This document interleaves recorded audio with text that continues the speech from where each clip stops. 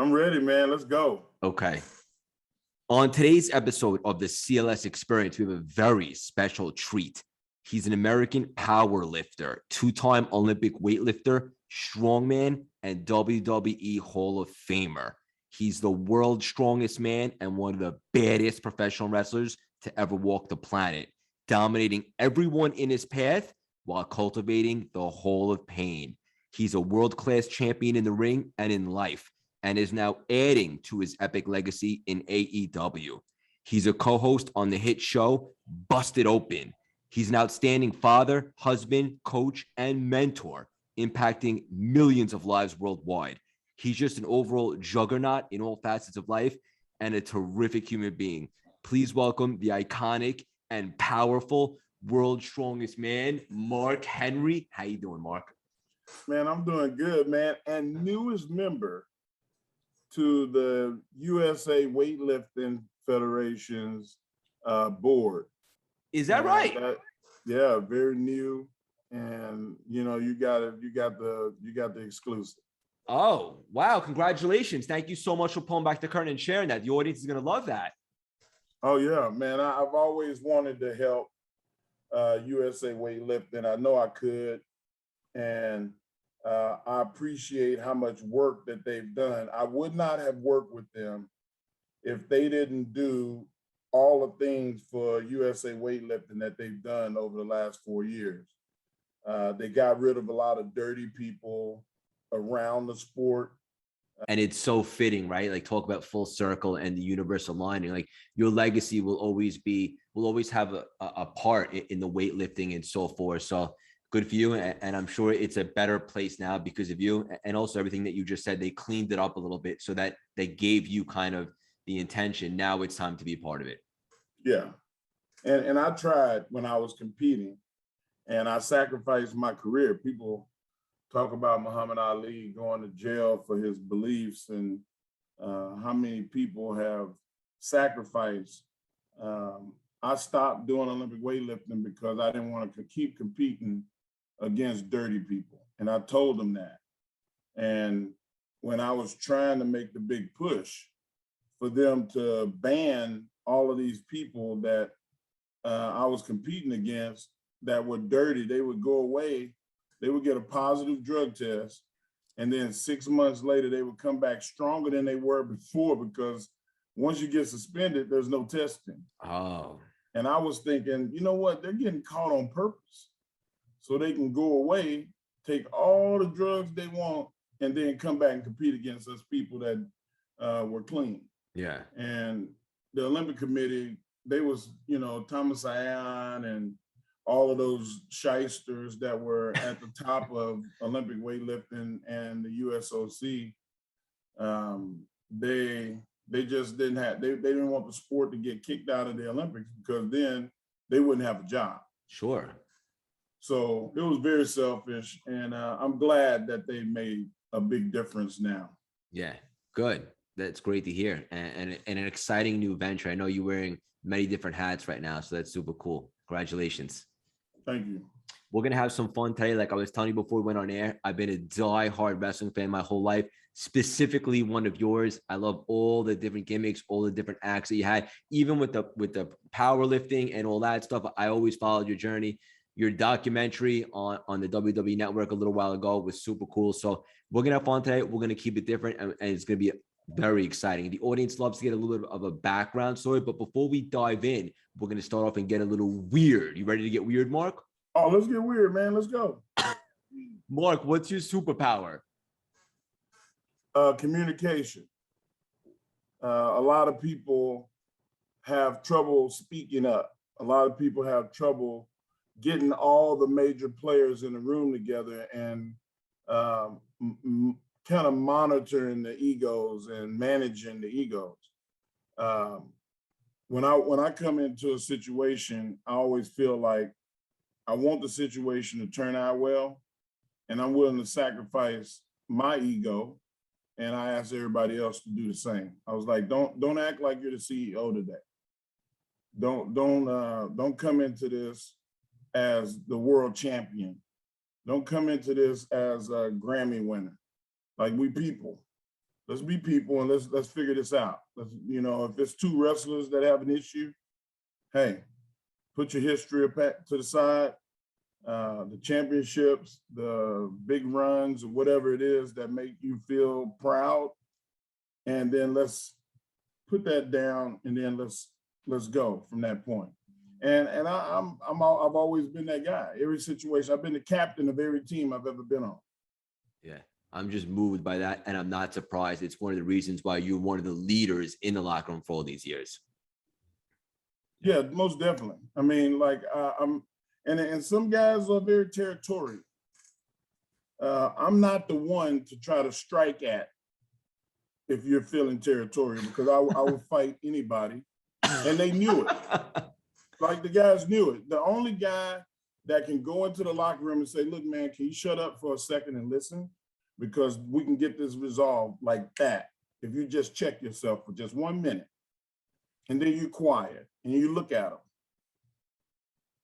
And then they say, well, what are you talking about? And then now you can have a conversation, because everybody that has that's disgruntled or has some kind of beef with somebody is based off anger, and you pissed in my cornflakes. So now we got to say, okay, guys, we're going to clean it all up. Throw that bowl away. We're going to get a brand new bowl of cornflakes, and we're going to talk about how this happened. And everybody can't do that. You know, you have to have respect for the people that's trying to make peace. You have to have some respect for the people that are trying to get you to say, look, man, I made a mistake. I was wrong. It's hard to say I'm wrong. I don't know about you, but I'm very prideful. When I'm wrong, Same. I'm like, you know what, man, my bad. I made a mistake. And I'm going to beat me up way worse than you could. Same. So understand this. We having this issue and I'm the problem. Bro, what do I need to do to fix this? I mean, you're not going to whoop me. But I'm man enough to say, I made a mistake. Like, how can I fix it with you? Because I don't want to be a problem to the locker room. I don't want to be a problem to you. And I definitely don't want to live with this guilt. And a lot of people can't do that. It's hard to do. And the people that can assume that role are very valuable to a company, a team, whatever it is. Yeah. We all need it. Mark, I love that you said that. It's such a testament to you and your character, but also in a business where there's such big personalities, I imagine it's very hard to find a very select few who could put their ego aside like you can. Yeah, I mean, you'd be surprised. I was talking to Chris Jericho recently. You don't get bigger than Chris Jericho. And Chris was saying how, man, you know, like me and Chris, he's got a book out right now about his life and all of the matches. He documented every single match that he had. The first match that he and I had against each other was horrible. It was horrible because I couldn't check my ego. I didn't want to do this. I didn't want to do that. And he was like, look, I'm trying to help you. I'm more experienced than you. But I felt like he was making himself look bigger than me somehow. And maybe that was my ego talking to me. Yeah.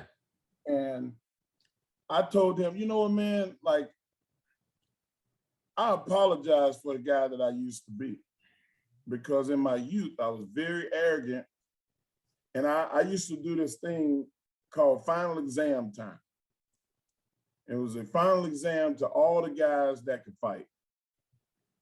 The Ron Watermans, the Brock Lesnars, the Shelton Benjamins, you name somebody that came into the wrestling industry, Bobby Lashley, the guys did MMA. I was like, come here, that karate shit don't work on me. Come on, I want to feel it. I want to feel it. Let's go. And they would be like, man, you're nuts. And I'm like, no, I'm serious. Like, get in the ring, let's go. And they'd be like, what's wrong with you? But that was the arrogance.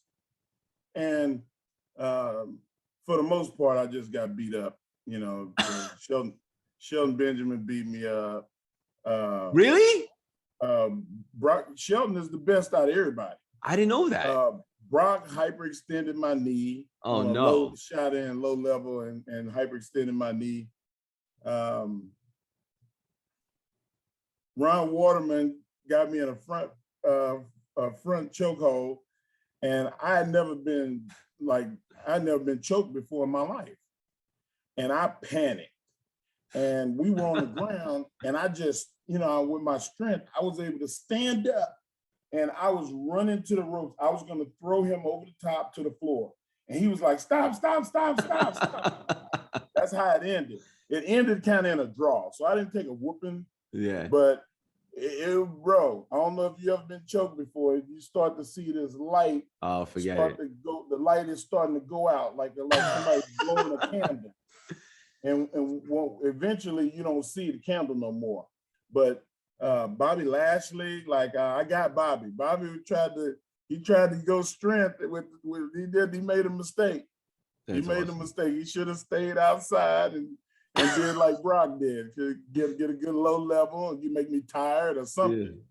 But Bobby, Bobby Lashley, big strong dude. He was like, "I'm gonna show you something." Like, no, you're not showing me nothing about strength. I'm happy for Bobby. He's having a good run right now.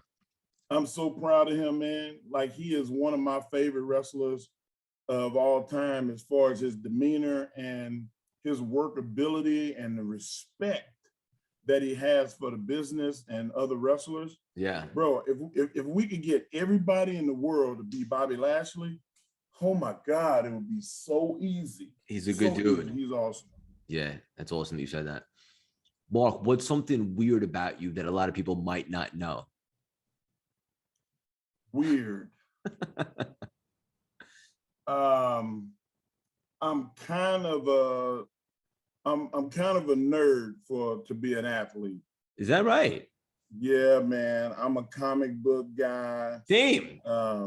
I like the Marvel and DC universes. Same. I go to the Comic-Cons and I've met a bunch of freelance comic book artists and I read their stuff and I'm just like, wow, man, this is good. Like, so I love the comic book world. I'm not really a collector.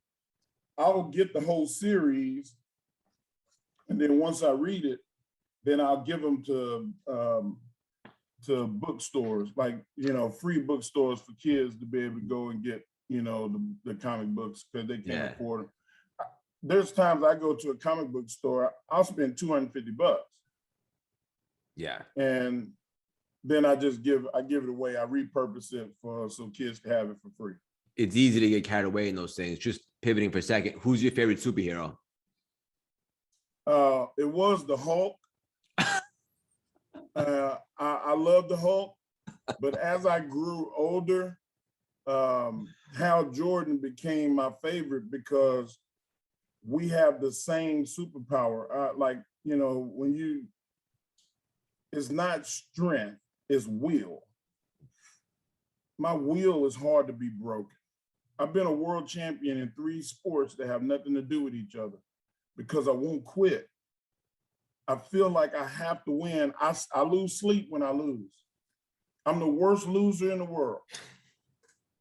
So like my will, people say, well, what's your favorite lift that you ever did? And I would say my deadlift, because deadlift is not just how strong you are. It's the fight can still be won. Even I fought a deadlift one time for 1 minute and 45 seconds.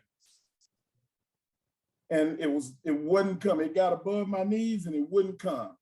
It would not come. And I'm getting weaker physically. The longer the fight, the more physically weak you're gonna get. But I wouldn't quit. And then for some reason, I don't know, it just kept coming and it started sliding and I went all the way up and I finished that lift. And it was the biggest pop that I ever got. Not just in lifting, but in wrestling too. Was that in that documentary? I think they showed the 903 deadlift in the documentary. Born Strong. I think I've seen this. And drug-free, to do a 900-pound deadlift with no drugs, 0 drugs, it's supposed to be impossible. And for the audience, let's rewind that for a second. 900-pound deadlift. That's serious stuff right there. It's impressive. Yeah, and it moved, man. It came up, and that was like I guess that's my favorite now.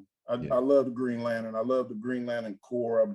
Everything about it says they're protectors. I'm a protector. Yes, you are, brother. You know, they're not the executioner. They're the process. They're the judges. They try to alleviate oppression, and they try to educate the ignorant.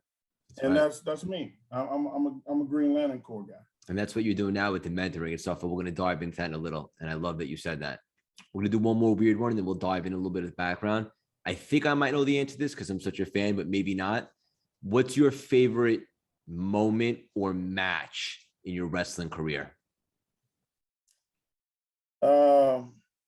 My favorite was, even though I lost, my favorite match was me and the Undertaker at WrestleMania 22.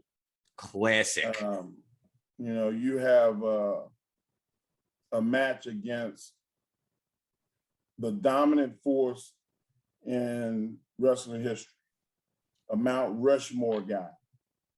If they were to do a Mount Rushmore wrestling, the Undertaker would be on it. Without a doubt. Having that match, even though I got put in the coffin, which was the worst experience in the world because I'm claustrophobic. Oh, shit. Really? I didn't know that. Yeah, man, it sucks. And for the audience, that's a coffin match. You win by putting your opponent in the coffin and then closing it. Closing the door. Bang. And bro, I mean, it don't get to be more of a worse experience than that. Yeah.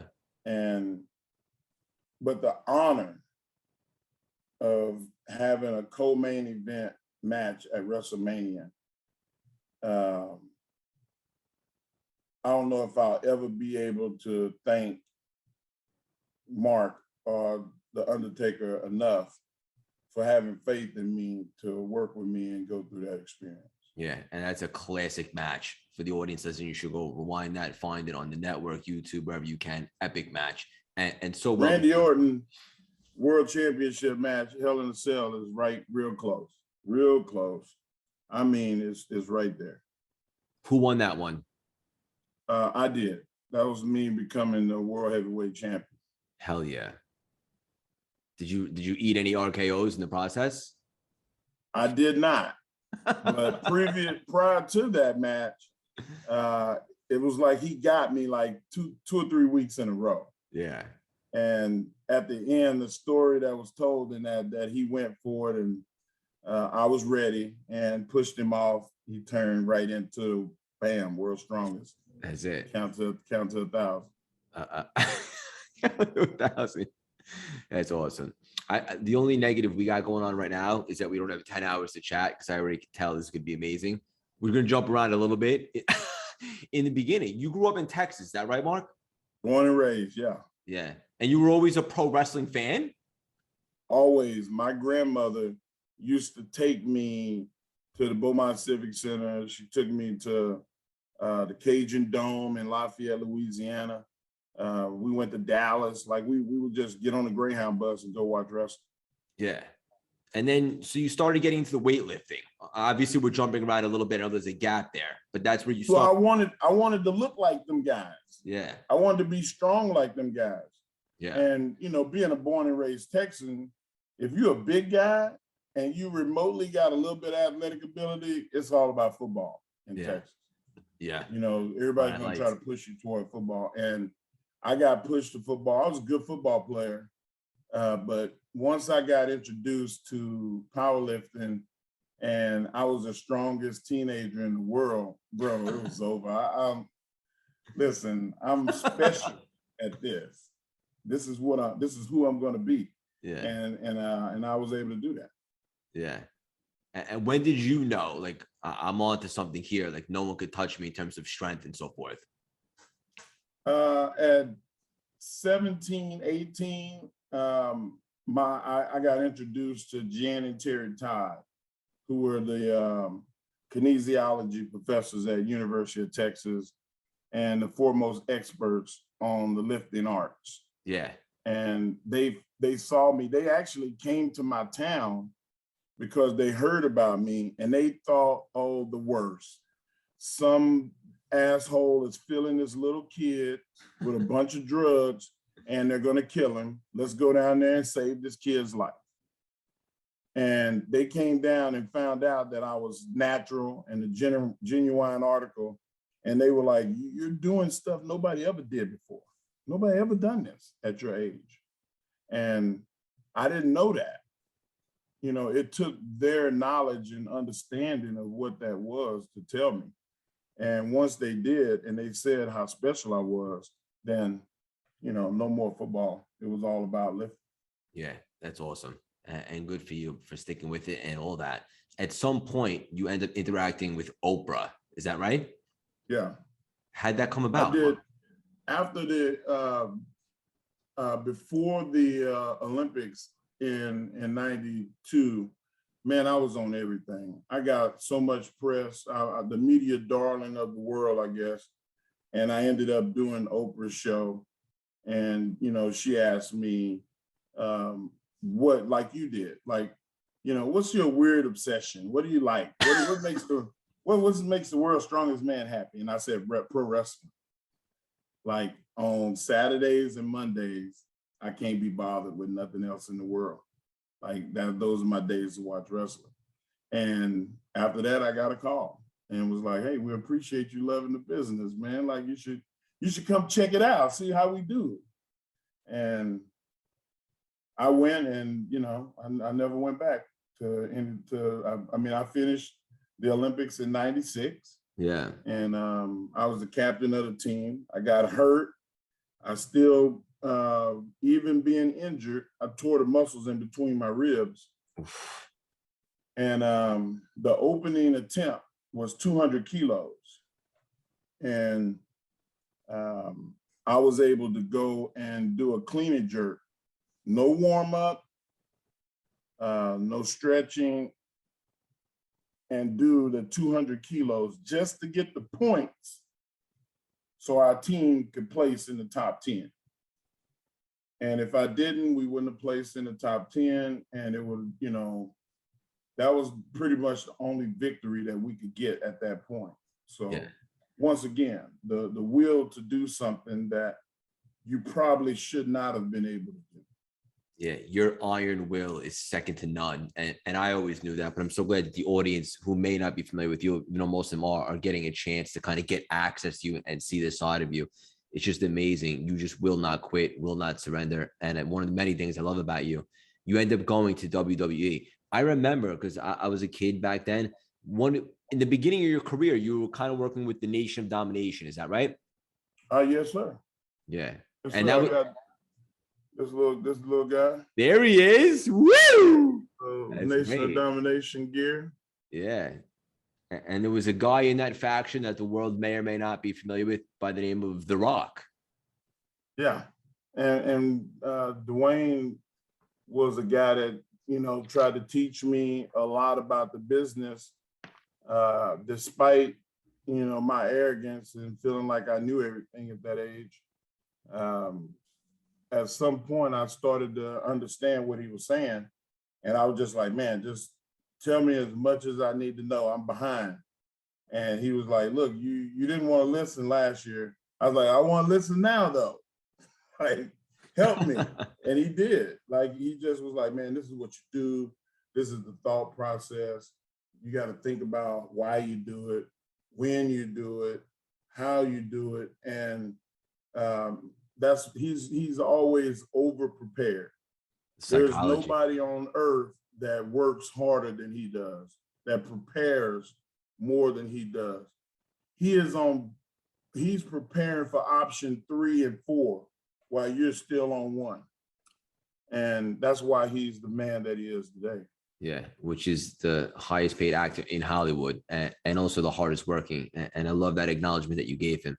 So cool and so special. So I know you said somewhere this preparation breeds confidence. I want to show you the respect you deserve with this conversation, and also because I'm a fan. You arrived in WWE early in the 90s, but you say you didn't really arrive until years later when you kind of started to figure it all out. Is that right?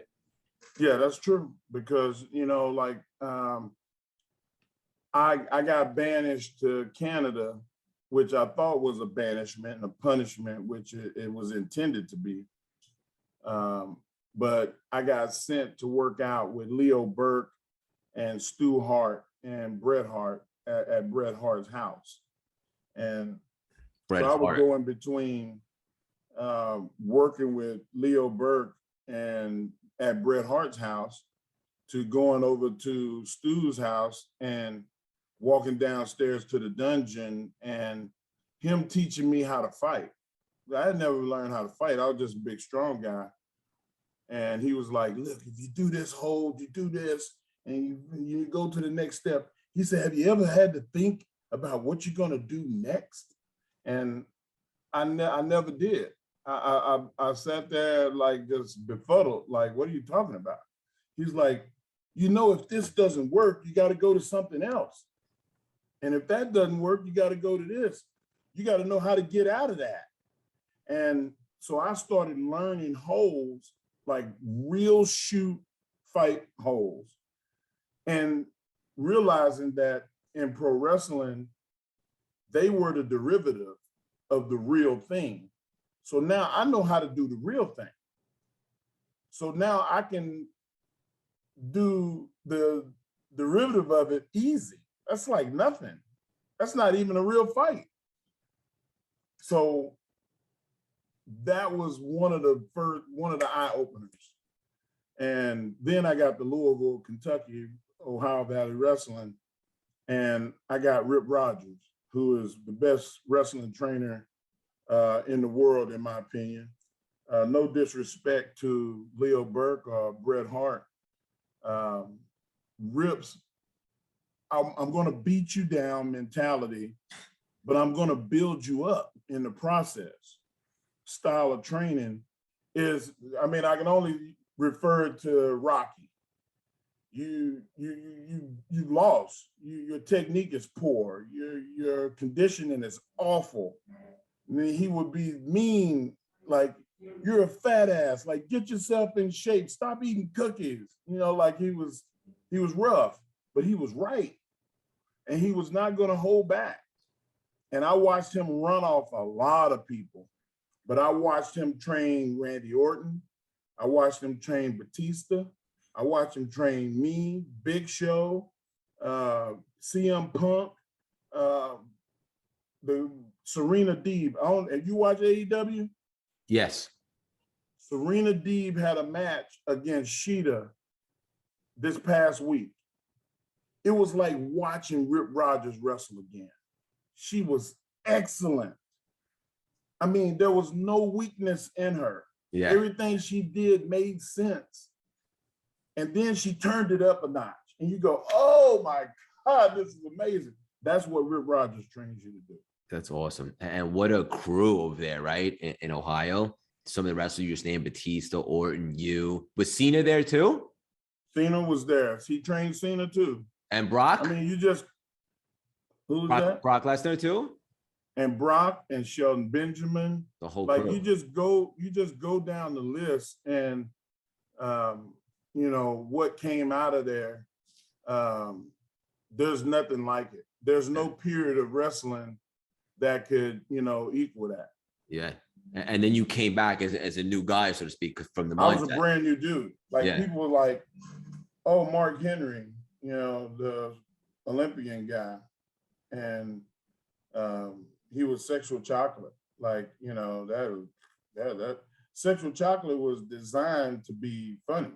Right. To be a break point, to add levity to the show. But just to be fair, you ran with that thing and really excelled. Yeah, I loved it, but I wasn't really learning how to be a champion. Understood.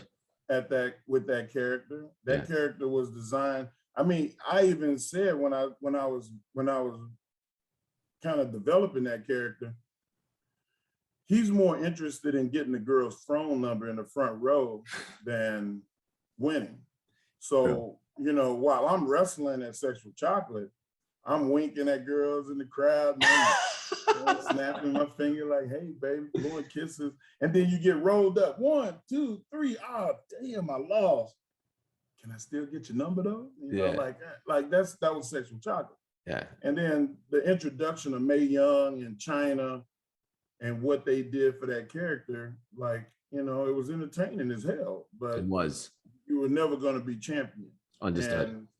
And during that time, I got into it with somebody that was real high up and threatened to kill him, and Vince banished me to Canada. So going away was the best thing that could ever happen to me, because maybe you don't know me today as the guy that you get, because I wouldn't have got the training that I got. Yeah.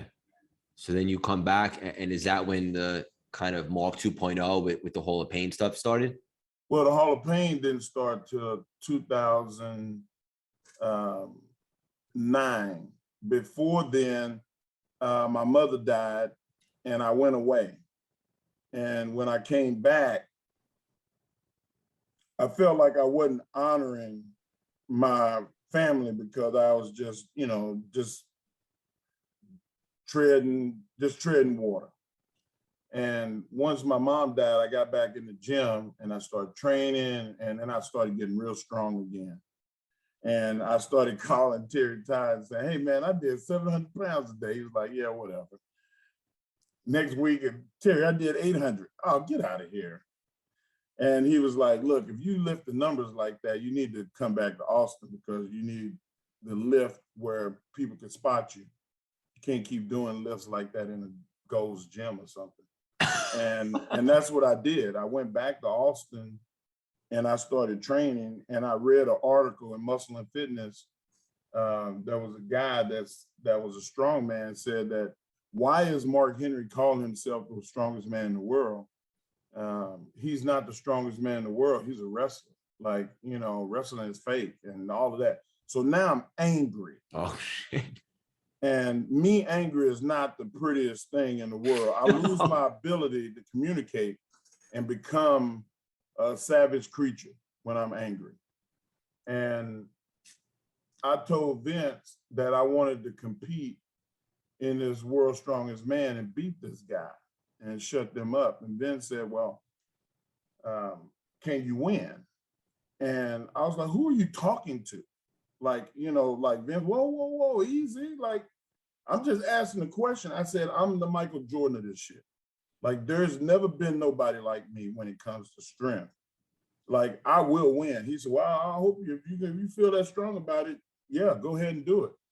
But know that there's no second place World's Strongest Man. He's like, you know, so I basically had to go and win, which I knew I was going to. So there was no issue. And I did. I went to the World's Strongest Man. I dominated the field in every event, and I became the World's Strongest Man again, legitimately the strongest guy on earth. Yeah. And I went back into wrestling and parlayed that, and was going up against Chris Benoit for the world title in 2006 and 7, somewhere in there. And I tore my shoulder up. And it was just like demoralizing, man. I just was like, I'm done with wrestling. I'm gonna start, you know, acting and, you know, whatever I was gonna do. Right. That's what my thought was. And Chris Benoit was like, no, you're not. You work too hard. Like, you what we need in this business. And he was like, get it together. And that's when the Hall of Pain started. Yeah. And the Hall of Pain started me just being a bully. And I always felt like that's not how I want to be remembered. You know, the guy you're talking to now is who I want the world to know me as. Yes. You know, somebody that's established, a communicator, an executive, somebody special. But me being that character, the best that I can be that character, is what made me special in that world. Yeah. And man, I've been truly, truly blessed. God has been better to me than I've been to myself. And I always say that if it wasn't for my kids, I wouldn't be the guy that I am because I let my ego go away to make sure that they were all right. So like between God and having kids, man, life's been good for me.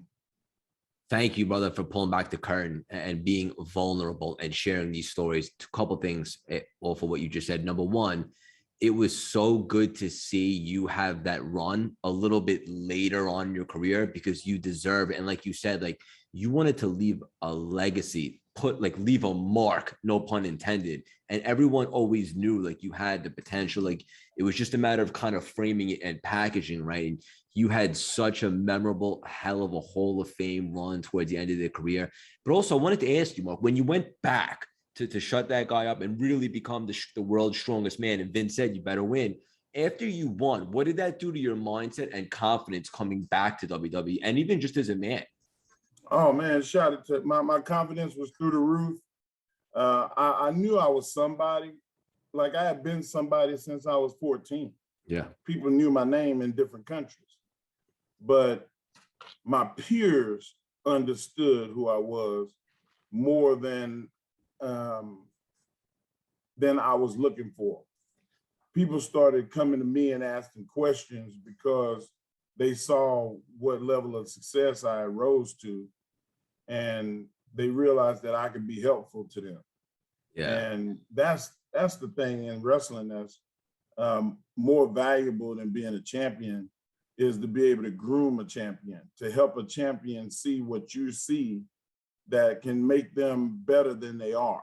Yeah. And that's been God's gift to me over the last 10 years, is he allowed me to see through people's weaknesses and help it become a strength. Yeah. And it's like people that do stone polishing. You have these rough stones and they take these different levels of rags and they polish it and knock off all the weird parts.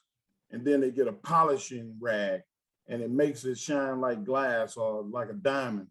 That's I feel like it's kind of been the gift for me in wrestling is I'm able to psychologically help people understand who they are when they don't know who they were, because I went through that. Yes, you twice. did. Yeah. So you had the empathy and then the authority because you were there and then you went there. And I love that. Off topic real quick, you had some of the coolest entrance music ever, especially with the Hall of Pain character. That's the best. Oh yeah. Hell yeah. I want you to talk about, yeah. I got to talk to Juicy J on the phone for like an hour and a half, just telling them my life story. And that's what became that conversation. He's an artist. Like those people are geniuses at what they do. People like Kanye West, you hear him talk about, I'm a genius. Yeah. Like you should allow everybody else to say that you're a genius, Kanye. But anyway, nonetheless, he is a genius. And Juicy J was that. He was like, man, I got this idea, man, like this hardcore, like a thud, man. I want you, walk with some authority on this song. And I was like, shoot, man, you got me fired up. He was like, yeah, I'm gonna send you some stuff. And every week he would send me something and I would be like, oh my God, I knew it was gonna be crazy. And it Awesome. was. I mean, coming off of him winning a Grammy too. Yeah. So he was in his prime at that moment. Sure. And it just worked. The whole package, the demeanor, like you said, the authority music was unbelievable. I wanted to ask you real quick, you talk about your faith a lot in God. Was it always as strong as it is now? Or is that something you have to work on over the years? No, it was always strong from my childhood, but somewhere along the line, I started feeling like I was bigger than what was going on with me. And, anybody that's ever been in the spiritual world, God will bring you to your knees so you can praise him or you can accept him and have just a wonderful existence and walk into heaven. I was one of those that failed. And I ended up on my knees again. And not because I wanted to, but because I was put there. And I got told, no, you meant to do better than this. And I listened, just like, now I'm in that place where I kind of laugh because all the stuff that God told me is coming true. Yeah, this is pretty deep stuff. And I don't know if the audience always gets to see this insight to you or have access to like this. But again, I appreciate you pulling back the curtain. This is juicy and this is great. It's showing Mark Henry, the man. And I love all this. We're going to bounce around a little bit. At some point, you get some sort of call or notification that you're going to be inducted into WWE Hall of Fame. What was that moment like for you? It was validation. I felt like, oh my God, like for real? Like I made it. Like, it was, I would go to the Hall of Fame and I would look at those guys on the stage and I would be like, wow, that's the reason that wrestling is something special, because of people like Ricky Steamboat are, you see all of these historically great wrestlers that added something to the business. And then all of a sudden I'm on the stage and, I just felt the validation. I felt the fact that, wow, you added to the business, you helped the business. Contributed. And being a contributor made me want to do more of that.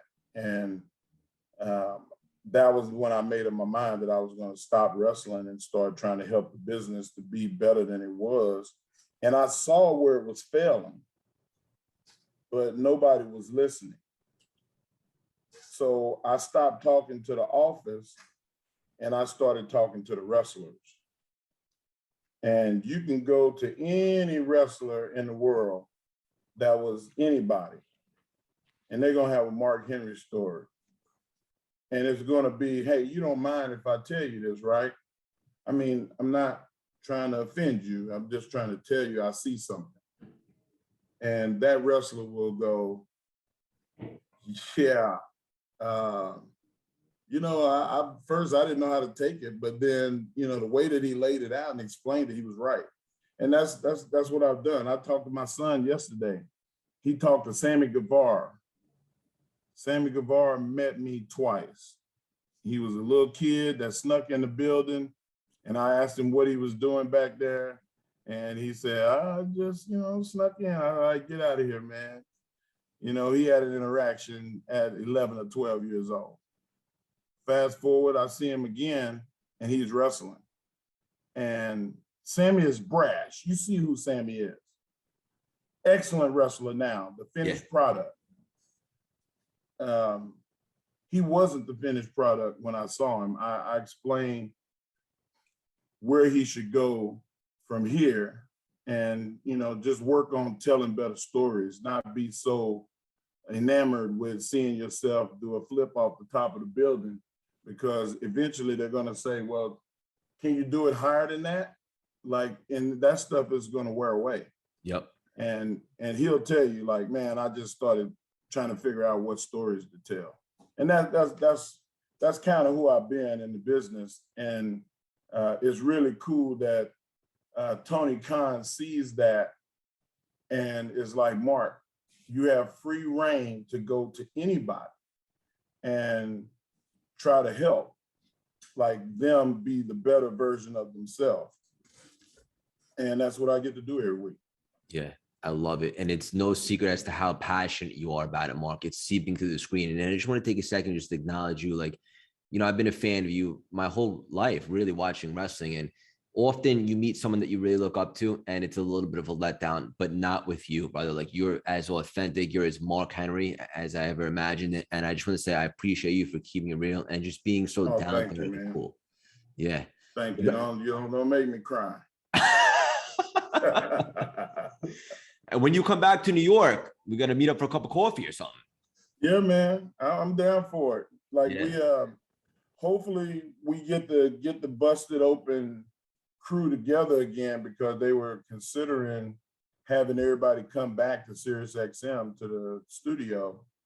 I don't know if that's going to happen because how smooth this system is now that we have being able to do everything from home, but we're going to get together at some point. We had the phone call already with SiriusXM. That's great. Also, the wrestling business right now, it's in a really good place. Like it's so refreshing to see AEW doing its thing. You know, for WWE, look, everyone needs competition, right? It breeds success. Everybody. Yeah, I'm sure Vince would even acknowledge that. It's good to have, but from the old days, right, with the Attitude Era with WCW, and so it's just good. And I'm really proud of what everyone's doing over there in AEW. It's really exciting. I saw they got a couple big names recently, Daniel Bryan or CM Punk, and there's just so many people over there. What's the energy like over there? Oh, the energy is ridiculous, man. Everybody is taking pride in the fact that there's a different way. And it doesn't have to be micromanaged. If you're an artist, imagine somebody telling Picasso how to paint. You see how you started laughing, how ludicrous that sounds. Ludicrous. Like, there are guys like CM Punk and Adam Cole and Bryan Danielson who they think in levels. I told you that about Dwayne. Think about this. Okay, that's cool. Oh, wait a minute. What if we did this? Yeah, well, write that down, put a pin in that. But you know what? If this happened and we went down and then we took it here from there, like that's the mindset that you get from some of these guys. Everybody is not like that. So it's a gift. Like it's an extension of your artistic being. I love talking to those guys. Bryan Danielson and I have many matches, world championship matches. I've dropped the title to him. Yep. And when we worked together, it was like a night off. Like you could do it 20 minutes in your sleep. And I see him doing that now with guys that didn't know they could go 20 minutes. Yep. They didn't know that they could rise to the heights that they've risen to.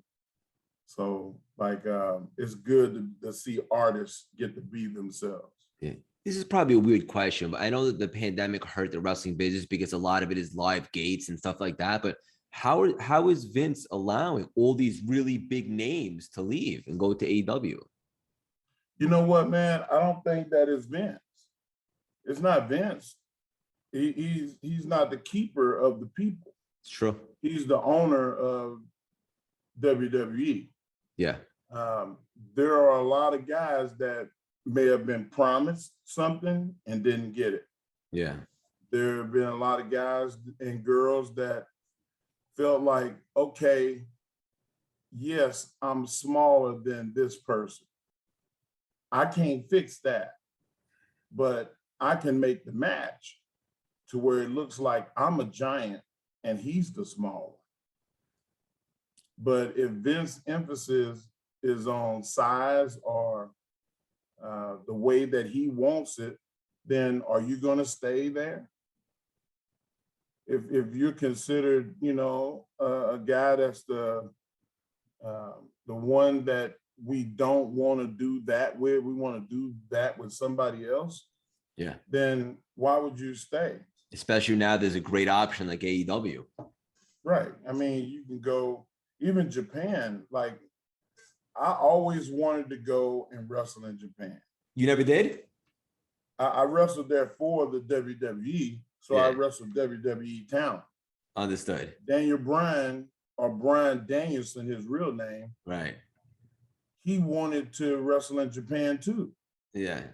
And he was not getting the opportunity to do it. So you only have one option at that point. Bring in a lot of Japanese style wrestlers to WWE so you can have those style matches with, or leave the WWE and go wrestle in Japan and wrestle a Japanese style. Bryan Danielson is wrestling the strong style in AEW. Everybody that he has matches with have been in that style. And if he chooses to do something different, great. That's on him. But he's living his dream right now. Yeah. And we have what Tony calls the forbidden door.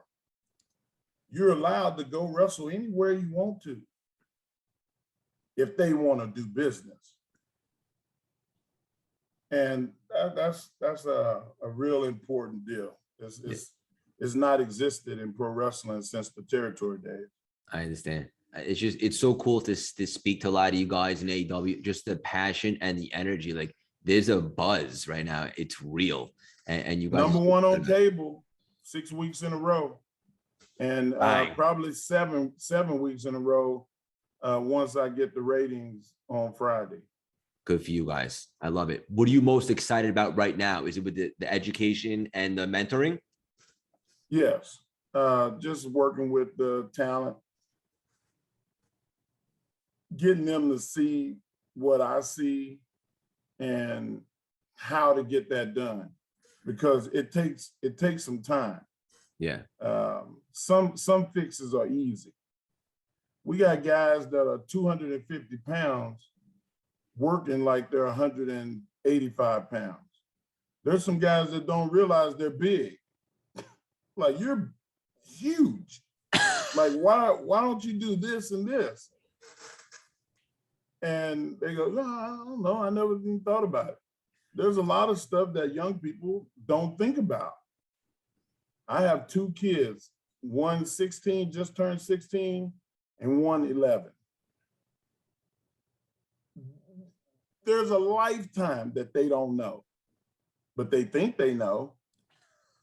But then me and my wife, I have to tell them, hey, no, we've been there, done that 50 times. This is the way it works. And then they try it, and then they go, oh, wow, that was easy. Right. It's the same thing in wrestling. Yeah. It's no different. If only you had you in your corner way back. Oh my God. If I'd have had me when I was 18. Forget about it. I'd probably be the president. I wouldn't have made all those mistakes. Yeah, but it's a part of the journey. It's a part of life. Look at you now, my man. You left a mark, no pun intended, in this world. Hell of a Hall of Fame career. And in so many ways, you're just getting started. How can my audience, we just hit 1 million downloads. How can they support you? How can they keep up with you? How can they follow you? Where do you hang out the most, Mark? You know what, man? I'm on Twitter. The best way to get a hold of me is the Mark Henry on everything social media. Instagram? I'm sorry? Instagram too? Instagram, Facebook, all of it is the same. The Mark Henry. And you can also go to bustedopen.com.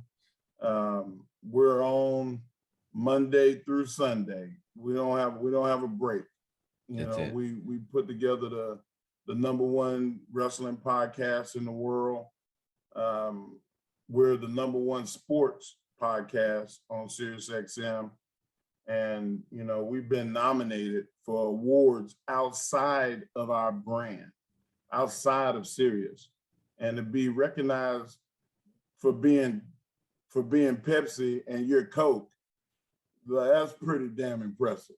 It is, but not surprising, because you've been a champion in every single arena that you participated in. And that's my goal. I want to be the best. Yeah. And this was so much fun, Mark. I'm so excited for the audience to kind of see a different side of you. I'm going to tag you on some stuff real quick on Instagram at @CraigSiegel_CLS, my account. Let's continue to communicate. I have a feeling. Yeah, man, let's do it. Yeah, hell yeah. I'm gonna hit you up on Instagram and we'll exchange numbers and we'll go from there. I gotta tell you, Mark, I just want to say you're the definition of resilience, grit, heart, pride, and experience. You're a true champion and you have a big heart. You're a role model and beacon of hope for anyone coming up today with big goals and aspirations. You're making the world a better, more educated place. I could personally guarantee your best is yet to come. And you have my word right here, right now. This will definitely not be the last time that we collaborate. So much love and respect for you, Mark. Thank you so much for stopping by and dropping your gem. And I appreciate you, Craig. Keep doing the thing, man. You're doing a great job. Yeah, and I'm going to hold you to that cup of coffee in Manhattan. Yeah, I'm ready. Rick got my number. Yeah, otherwise I'm going to come out there and body slam you. You don't want to do that. The Washutus are biters. Thank you so much, Mark. I appreciate you. All right, man. Be good. Thank you, brother. All right. That was awesome, buddy. Thank you, Mark. All right, man. Let's continue to connect. I'll tag you on Instagram and I'll message you. Yeah, do that. Anything I could do to support you, brother? We have a really big audience. Man, I'd like to have you come on Busted Open at some point. Like, just you've done a great job of interviewing the wrestlers that I saw the clips on, and you don't make it hokey, you don't make it a expose. Like we need more people like you asking questions about pro wrestling. I appreciate that very much, Mark. I'd love to be on the show. All right, we'll get together. We'll get it done. Rick has got my information, and matter of fact, I'm gonna call Dave LaGreca now, and say, hey, we need to try to work you in the next 2 weeks because this has been fresh. Yeah, and I like doing the interviews and don't put a time limit on them when it's about the world of wrestling and the effect of it and the positivity of it and the where you came from part of it. Yeah. It's too much, it's too much dirt sheet stuff. Now I hate that. I hate it. Those are the quickest interviews. I mean, I've done 5 minutes or less. Yeah. Hey man, thank you for your time, man. I am out. Yeah. Because I don't do that. Even on Sirius XM, we don't do the dirt sheet stuff. Good. Yeah, I told you this would be fresh, and I appreciate you so much. I want to give you the respect you deserve, and let's do all the things together. Let's co-create some more magic. All right, man. Let's do it.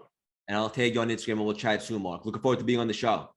All right, you're gonna my phone. I'm gonna go on right now, and my son is gonna help me get my phone. My phone got wiped yesterday. Oh no! I don't have nothing, but I'm gonna call him right now and get my stuff together. Awesome. If you reach out to me on social media, hopefully by tonight, I should have everything back up and running.